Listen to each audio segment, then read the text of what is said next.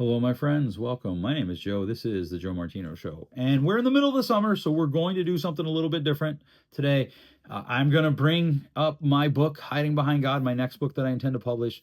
I'm going to talk to you about why I'm writing it, and then I'm going to read you a chapter, and we'll kind of go from there. I hope that you enjoy it, and if you're not into that thing and you want to sign off, I understand. That's why I put it in this.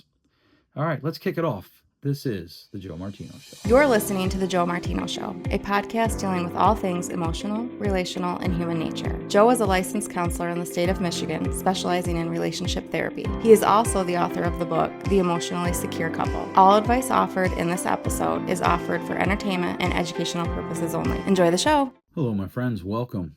I hope that your summer is going well. I cannot believe that we are in the middle of summer.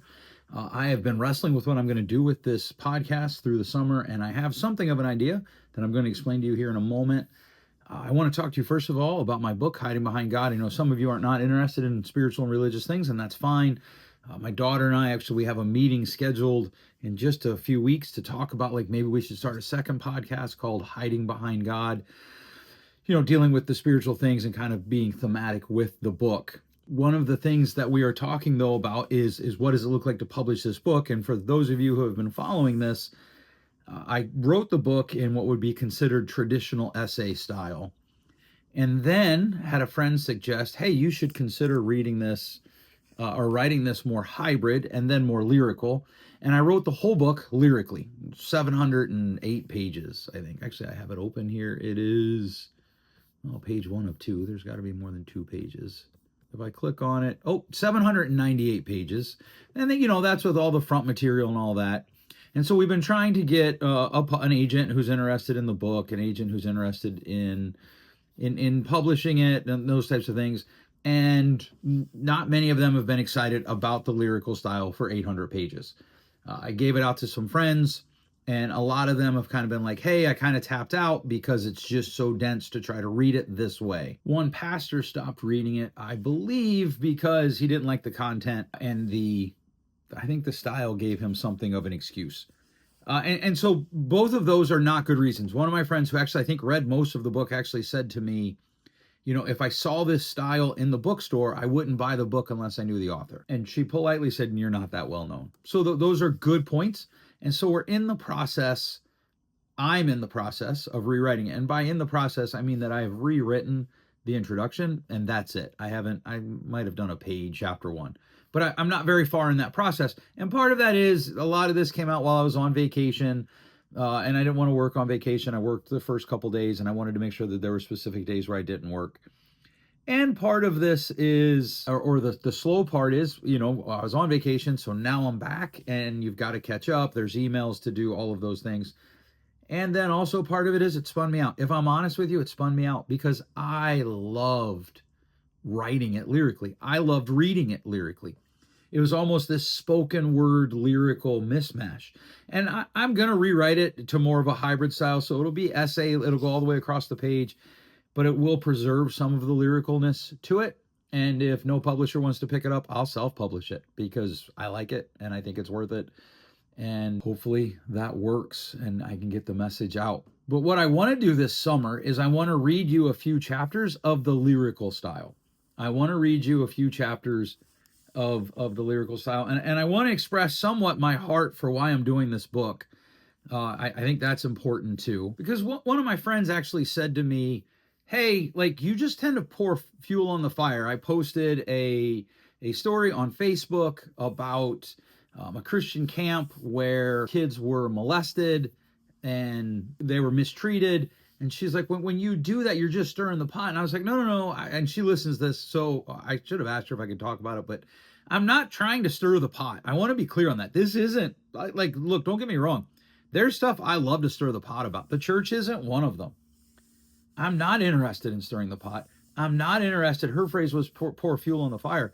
I'm actually afraid that when we ignore it, when we turn a blind eye to things that are going on that are bringing real damage, we've got to call it out. Jesus never looked away from that stuff. He called it out. Paul, the apostles, they never looked away from that stuff. They called it out. The church didn't get in trouble until it started looking away from those things and started looking to increasing its size. So I don't want to be just controversial for controversy's sake. I don't want to be pouring fire on things, but and I realize I may have lost some of my listeners today, but my friends who are churchgoers, we're not doing the kingdom or ourselves any favors by pretending that this stuff doesn't happen, by pretending that these problems don't exist. One of the overwhelming feedback comments that I've gotten about my book so far by people who read it is, and this is like, I've sent it to, about 22, 23 people. About half of them work in churches, about half of them attend church, and one is an atheist and maybe agnostic. And all of them have said, well, not all of them, but all of them who have written back to me have said, you say things in here that it feels like everybody thinks, but no one says. You're saying things in here that I have thought my whole life, but have been afraid to say out loud. Here's my question. Why do we go into an organization? Why do we exist as an organization where people are afraid to say things that they've been thinking their whole lives? Why are we afraid to say these things? Why are people afraid to say these things? My brother and I were having a conversation about our alma mater, our undergraduate alma mater, about how they had a conflicting message. When we went there, they said, we will teach you how to think, not what to think. But then when you learned how to think and you started to question anything that they had as a policy, you were punished. That's a conflicting message, and it almost always creates bad things. Parents do that, by the way. Results are never good. And so when we do that, when we ignore the things that are going on, and we say that we're here to bring good to the world, which we are, that's our mission, we have bad results. And so I want to call that out. The point of the book is to beg people to have hard conversations, to ponder, why do we do the things that we do, beyond just how do we feel and the numbers that show up Sunday morning. That's the point. It's not deconstruction. In fact, I got an email this morning from somebody asking me about some good questions and wanted to know what I thought. But one of the things that they said was, where is it? The world's a mess because the church keeps being a mess and we just pretend it's fine. And that is like, yes, I agree with you, anonymous ma'am or sir. I agree with you. What are we doing and why are we doing it? Those are important questions. And so that's my heart behind the book. That's why I'm writing the book. Not because I want to be confrontational, or in fact, the truth is, part of me doesn't even want to write the book. Like, I enjoy writing it, and then I could just leave it alone, not do anything with it, because I want to be liked. If I'm honest with you, I want people to like me. And I'm afraid people are going to get mad at me. I'm afraid people aren't going to like me. And I've got to get over that, and I need to deal with it. Hopefully I can find a therapist or two that I can talk that through with. But I want you to know that this book is not to pour fire or fuel on a fire, but it's to admit that there is a fire. Because when you ignore a fire, sometimes it goes out and other times it burns the whole house down. And we're not talking about fires that are nicely contained. We're not talking about gossip. We're talking about facts, and we're talking about fire that is consuming the building. There's a verse in Proverbs that talks about, as you know, if you withhold wood from a fire, fuel, it goes out, and that's the same with gossip. But we're not talking about gossip. We're talking about real things. Those kids that got molested at that camp, that wasn't gossip. They got molested. And that happens in the churches far more than we're willing to address. In fact, it gets covered up. There's a church right here in Grand Rapids. I called multiple times on them to the authorities, and they covered it up. They actually lied to the cops. They actually lied to the CPS investigators, told them both that the church leadership did this. That isn't gossip. That's factual. In fact, it's come out, and now many of those people are going to trial and are going to jail because of that. And so this isn't fuel to the fire. This is, hey, you know what? We are human. We are the church. We don't go to church. We are human. We have some things that we need to talk about. We have some things that we have done wrong. We have covered up some things that other people have done wrong. And that doesn't change the fact that we have the greatest message the world has ever heard. And we want to share it with you. We just don't want you to think that we're perfect. We want to be honest about our shortcomings and our failings. Because here's the thing, every time I'm almost convinced myself that, you know what, maybe I don't need to publish the book, I go back and I read it. And I am reminded that every story in there is real. Every story. Every story in there is accurate, it's real, it's true, it is real people who have suffered real abuse at the hands of people in the church, who have suffered real hurt at the hands of people in the church. And we need to admit that so that we can heal, they can heal, and we can bring the good news to the world. With all of that said, I still enjoyed the way that I wrote the book in this lyrical style, and I want to read it to you. I want to read it to you in the lyrical style. It is somewhat spoken word, and so I'm tempted to add some beat mix to it. I can't do that. I won't do that. But I am going to read it to you as it's written, not the whole thing, but I'm going to read some chapters to you. I want to read some of the stories to you. I want you to know that this is written for real people, and it's written about real people and real life stories that of people who have struggled and suffered, and people who have overcome, and people who have brought amazing things to the world. One of the chapters is titled "It's More Complicated Than That," and it talks about all of the amazing things that have happened in the world because of Christians and the church. And we need to have those conversations too. In fact, this, in my head, this book is one of three. The next book would be called "Does God Care About Our Theology?" And it's going to talk about how good theology leads to good orthopraxy. But it's based off of the assumption that there is no such thing as theology that doesn't lead to orthopraxy. And you might be asking, well, what does that mean? That's a good question. What that means is what you believe about God dictates how you live your life. Even if you don't want it to, even if you want to pretend that it doesn't, it does. And because orthopraxy is the art of living, or the study of living. Actually, I'm not sure what the actual definition. Let's look that up real quick here, right live as I record this. Definition, let's just do this. Orthopraxy is correctness of practice or action, particularly in religious rituals, and ethical behavior, as opposed to correct belief, which is orthodoxy. And they can't be separated. What you believe dictates how you live your life. And so that's something I want to talk about in the next book. And then the third book, we'd be talking about, okay, well, where do we go from here? We've talked about what it means to hide behind God. We talked about what does it mean to kind of look at our lives and ask ourselves, how do we create an orthopraxy that follows a correct orthodoxy? How do we navigate disagreements? How do we navigate the different types of disagreements that we have? We have disagreements that are minor, right? We have disagreements that are bigger, and we need to talk about them. We have disagreements that are coming for how we live in this world. Christian nationalism is kind of this thing that's just this all entrenching, like it's now the fireword that you can throw at anybody who's conservative. And just, if they say something you disagree with, oh, they're just a Christian nationalist, and fire. And yeah, that's no good. We're going to have to figure that out. And so that would be the 3-book series. With all of that said, drum roll, please. Let's go ahead and read the introduction. And then I'll probably, I think maybe 5 or 6 chapters we'll read together here. I'll read to you because I enjoy it, and hopefully you'll enjoy listening to it. And we'll see where that takes us. Introduction, the ache and the hiding. Rick sat on my couch, tears streaming, snot chasing them. He sobbed, body shaking, hands clenched, eyes darting, his forearm tattoos flexed with every breath, small squalls across his muscled arms. He looked around the room, squeezed his hands, swallowed hard. I just yearn. More sobs, then silence, then breath. Deep, ragged, fighting to pull his grief back through his nose. I feel like I'm not where I'm supposed to be. I'm not home. I don't belong here. I don't feel like I've ever belonged here. Church doesn't help. It's political everywhere. Too much shady stuff. I'm cursed with insider knowledge. His voice cracked, pleading. I ache for things to be right, but it feels like everything we do is about building little kingdoms. Rick came to see me because he and his wife had done a good thing, and it went sideways fast. Their marriage? In trouble. Good enough, not good. Rick grew up in a hyper-conservative church. Rigid, tight. When he was 15, his best friend died in a car crash.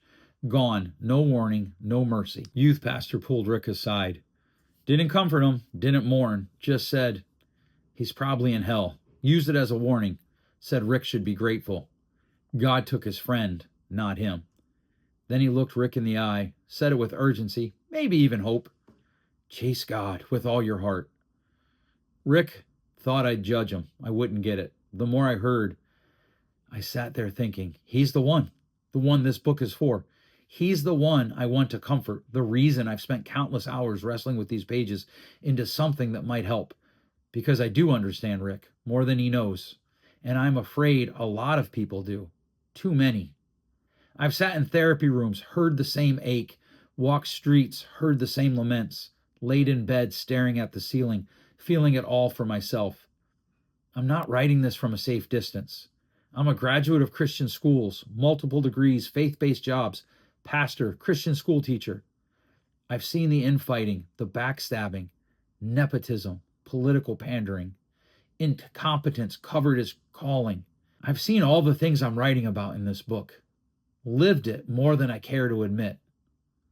Over the years, I've watched so many leave, one after the other. They left not because they didn't believe, but because what they received wasn't what the Bible offered. What they hoped for was never really what they got. I've sat with Heather. She escaped an abusive aunt. After her parents walked out, gone. No goodbye, just gone. She came to our town for a Christian college, volunteered at a local church. They promised family, belonging. What she found? More abuse, more hurt. They told her she was too broken to be on staff. Happy to let her volunteer, full-time work, no pay. Told her she'd be treated like a sister. In reality, she was treated like a leper. Promised family, got corporation. Invited to discuss, not just not those questions. You know the one. She told me, as long as I performed, I was cool, but the minute my brokenness showed, I was done. This book is for Heather, who now calls herself a functioning atheist. This book is for everyone who's walked into a concert disguised as a church service and wondered what they're being sold. It's for the ones with questions but too afraid to ask because they've asked before and paid for it. For every pastor just trying to make it through the day without ending the story because hope feels too far gone. It's for the ones who've been hurt, learned to hide so they won't get hurt again. The ones who've asked, what's the point? Who need stamina only hope can give. We're called to tell a great story in a great way. We're also called to tremendous pain, significant struggle, broken people walking together in a broken world. No wonder we misstep, drift from the path given to us. One of my favorite lyrics, we are not home yet. And that complicates things. Makes life heavier, messier, more uncomfortable than we care to admit. We are imperfect people trying to reflect perfect love to an imperfect world. That's a tall order, and it's hard, really hard. Most of the people who've taken up that call, honestly, want to share love, to live it, to give it. Still, there are wolves among the sheep. We can't ignore that. We can't pretend. See the wolf, the paw prints, carnage? Name the danger. We must call out what devours while quoting scripture. I hope this book does that in love with clarity. Together, let's take a hard look at what we're doing, the well-intentioned things, especially those. If they don't reflect truth, they need to be called out. The stakes are too high to look away. We have to examine our methods, all of them, without flinching. What do they cost? Who pays that cost? What do we lose when we chase results instead of faithfulness? We must weigh them against the word, not just outcomes, but obedience. We have to ask, what damage do we cause without meaning to? What grows in the shadows of our best intentions? I fear our only metric, feelings. How many show up? That's it. Emotion, attendance. Our journeys around the sun, messy. Spinning inside a messy community, messier still. Our time together will be uncomfortable. It should be. My hope, this book becomes a mirror we can't look away from, one that shows our choices, what they leave behind. The church, the true church, has a long sacred history of questioning itself. Truth can handle deep examination, always. The text shows us this over and over again. Still, Heather's words ring loud in my ears. We've built corporation, business. We've made it dangerous to question church leadership. And as if the leadership is God, we've turned churches into companies. It's given us some good, plenty of bad. We must be brave enough to name the bad, push for more of the good. My assumption, we'll always be tempted to cherry pick. The verses that back us up will always be our favorite. They'll leave us unbothered, support us. We'll be tempted to ignore the ones that challenge our comfort, our certainty, our cherished beliefs. Yet, I still have hope. Hope that we can wade into the deep end, that we'll stay there, wrestle there with every passage, even the ones that undo us. What if we looked at our most beloved programs and named their deficiencies? What if we measured the cost, not just in budget, but in people? What if we gave airtime to the ones who walked away, not just those who stayed? What does it mean to leave the 99 for the one in a system built to keep crowds satisfied? What would it look like to name our deficits openly, publicly? Can we admit that some of our favorite things are dangerous? Can we live out the truth that words matter? Words feeling good doesn't make them biblical. Can we acknowledge our feelings and not let them rule us? Can worship be more than fog machines in a dark room with a loud band? Can it really be washing dishes, changing diapers, mowing the lawn? Can we stop teaching omnipresence and then asking God to show up? I hope so. This book is my attempt to call us toward that together. This book comes in 3 parts. Part 1 asks what it means to hide behind God. It names the patterns, the moves, the mask. It explores the why we hide, how we hide, what drives it. I live my life at the crossroads of theology and psychology. I was on church staff, worked at Christian schools, now therapy rooms. I'm a licensed pastor, ordained. I'm also a licensed counselor. Clinical work, real stories, no filters. I've seen the hiding up close. I've hid myself. I've been asked the questions, asked them myself. So have my clients. Their reasons not always the same, but they repeat. Patterns echo. I've also explored my own reasons. More often than I'd like, they match. That's the hard truth. Hiding often starts with noble intentions, good ideas. That's what makes it hard to talk about, harder to untangle. I expect some readers will get angry here. Maybe at me, maybe at themselves. That's okay. Stay with it. I beg you. Anger can point to something sacred. Part 2 names the fallout, not every consequence, but enough to break the silence. Most readers will think of others I never mention. That's the point. This section speaks loud so others can echo louder. For too long, we've whispered these truths in back rooms and side conversations. We've been afraid of what would happen if we said it out loud. This section says it out loud, proclaims, I'm no longer afraid. I'll no longer sit down. I'll no longer be quiet. Part 3 offers what I believe will heal: suggestions, practices, principles. Not a checklist, not a magic fix. The work will go on. We're not home yet. It has to go on. There will always be more to discover, more to repair. But I believe there are things we can do together to bring healing to the body of Christ. And when we bring healing to the body of Christ, we can bring healing to the world. To be honest, I'm terrified to publish this book. It started as a conversation. My wife and I talking late. The phrase came out, hiding behind God. We froze, looked at each other. We both knew. That's a book. Outlines came, then procrastination. I tried writing a different book, a safer one, about managing the noise in our heads. That book still matters. I still plan to write it. But this is the one that wouldn't leave me alone. It bubbled up, storming inside my chest, inside my brain, my soul. Loud, insistent, unrelenting. It screamed to be written. So I wrote.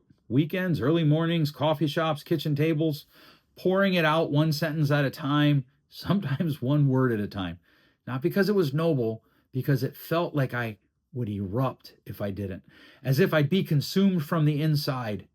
I remember the day I finished that first draft, euphoric, brief. Then I walked away. I was afraid, still am, afraid of the backlash, the anger, the tension this book will stir. If you poke the bear, you have to expect it might turn on you. I'm not sure I have the strength for the coming fight. I'm afraid it will fail, that people will read it as nothing more than a rant. If that happens, maybe the message just beneath the gospel goes unheard. That terrifies me. Truthfully, I'm also afraid it might succeed, that it might spread, get attention, bring a spotlight I never wanted. I've already lost friends just for sharing pieces, little fragments, social media sound bites. Either way, if you're reading this today, I published it because I believed I was supposed to. And if you're reading it, I believe that's supposed to happen too. Inside these pages is a conversation we have to have. We can't afford to keep avoiding it. So that begs the question, what is hiding? Let's talk about that. The sun dropped, orange haze, amber streaks, cicadas sang, birds scattered. Perfect camp sunset. The kind of night that they put on postcards. If you've never lived camp life, not a week, not a visit, but all summer, you probably don't get it. Hard to explain, but camp seeps into you. It shapes your bones, marks your soul. For me, it ran deeper. When I started, I was awkward, too skinny, all elbows, two left feet, no coordination. Didn't feel like I fit anywhere. I came because I'm a mama's boy, and my mom said to. 1 week, that was the plan. I wanted to go to soccer camp at the end of the summer. Couldn't afford it, applied for a scholarship, practically begged, got the scholarship. 8 weeks later, I didn't want to go. Brutal. I had found my people, friends, belonging. For the next 3 years, the ranch was the highlight every year, no question. Those summers, that place formed me. At the ranch, people believed in me. Even when I messed up, they trusted me, saw something I couldn't see yet. Let me run machines worth more than my parents' home. Put me in charge over people older than me. Someday I'll write a book about how the stories in our heads shape how we see ourselves. When I do, the ranch will be front and center. During the visit, John, my friend, ran programming, pulled me aside, told me someone dropped out. Last minute, they needed help. He'd asked if I'd stay. One more run, one more summer. I don't remember every detail. I remember what I did. I dodged, classic hiding move. Used God language to avoid hard choices. I'll pray about it, I croaked. Sounded less spiritual, more dying frog. Honestly, I was already doing the math. Home jobs paid. Camp didn't. Before you judge, understand my family didn't have much. Private Christian college, expensive. Savings account, $50, maybe. John rocked back, tilted his head. Why do you need to pray? What? That's what spiritually mature people do. They pray. I didn't say that, but I thought it. I stretched his name out to 3 or 4 syllables in my head. It felt good in my head. Instead, I gave him my list. Money, jobs, plans. He listened, then shot straight. I don't see what you need to pray about, he said. There's a need, and you can meet it. You're good at this. If you don't step up, we're going to struggle. He was calling me out. He was right. Look, I'm not anti-prayer. It matters. It's vital. But sometimes we use prayer to hide, to stall, to dodge the hard thing. Maybe it was just me, teenager, broke, unsure. I somehow doubt it. Somehow we've gotten sideways with the whole thing. We treat God like a Pez dispenser. Push the right buttons, say the right words, boom, blessings. When that doesn't work, people walk or double down, pray louder, give more, serve harder, try to crack the code. People don't usually want nothing. They want something bigger or easier, more meaning, less pain. In short, they want control. Almost nothing about life is controllable. Here's some hard truth. God never promised control, not once, not in any religious tradition, and surely not in the Bible. There's no verse that says life will be easy or pain-free. Still, we act like intensity earns favor. You've seen the shirts. Pray hard. I wore one in college. I cringily admit, guilty. What does that even mean? Chasing God. That was everywhere for a while. Sing louder, pray longer, push harder. Surely that makes God move, right? Why do we equate intensity with favor? Why do we hide behind insider language? Why do we mistake certainty for truth? Why do we believe louder means holier? Of course, the other side matters too. That's why this book is called Hiding Behind God. This was just one moment, one dodge. But hiding, it's not limited to prayer. We can hide in anything. Success, Christian words bereft of meaning, boundaries, worship, theology. It doesn't matter what it is. If it keeps us from looking in the mirror, it can be a hiding place. Sometimes we hide behind rules. Sometimes we hide behind grace. Sometimes we hide behind being right. Sometimes we hide behind being broken. We tell ourselves it's wisdom, discernment, obedience, balance. Maybe it is. Maybe not. That's what this book is about. The ways we hide behind God in good things, sacred things, how we do it without even noticing. This isn't just about calling it out. It's about pulling it up by the root, looking it in the face, naming it, replacing it, choosing something better, not louder, not easier, not more spiritual, just honest, real, free. And that concludes the reading of the introduction. In the next chapter, or in the next episode, I will read a random chapter from the lyrical version of the book, which is probably not the one we're going to publish, but I hope you enjoyed this. I hope that I gave you something to think about. I want to tell you again, Rick and Heather are both real people. Rick actually told me to use his first name, so I did. Heather is a made-up name. Everyone else in the book, all of the names are made up, and sometimes gender is changed. But the stories are real. They're actually happened, and there's enough of them that I just want us to say, please don't look away. This is why I started with myself in the book and explained how I hid in the past. And I could give you modern stories of how I've done it, because I have. And this is not me doing, the finger pointing thing. It's me saying, hey, let's come together and look at this. If you like this, there's some things you could do that would help me. Could you follow me on Instagram if you haven't already? Instagram, I am Joe Martino. If you search that, my professional Instagram will come up. We don't spam it. We put up 1 or 2 posts a day, some fun reels that people tend to like, and that type of thing. You can also find me online at joemartino.com. Or you can go to Substack, hidingbehindgod.substack.com, and subscribe. You'll get 1 email a week from me with a post. You can even sign off of that and just get it through the app. But one of the things that publishers and agents look at is how many people are following you. And I need to grow this. So if you could help me there, I'd appreciate it. If you enjoyed this reading today, let me know. I'd love to hear from you in the comments. You can message me, email me, however you want to do that. I'd love to hear from you. If you didn't like it, I'd love to hear from you about that. Tell me why. That'd be great. I hope that you're enjoying your summer. I hope that you continue to enjoy your summer. Thanks so much for listening. We'll catch you next week. Thanks for listening. If you enjoyed today's show, please share with a friend. And hey, give us that rating in your podcast store. Until next time, change possible.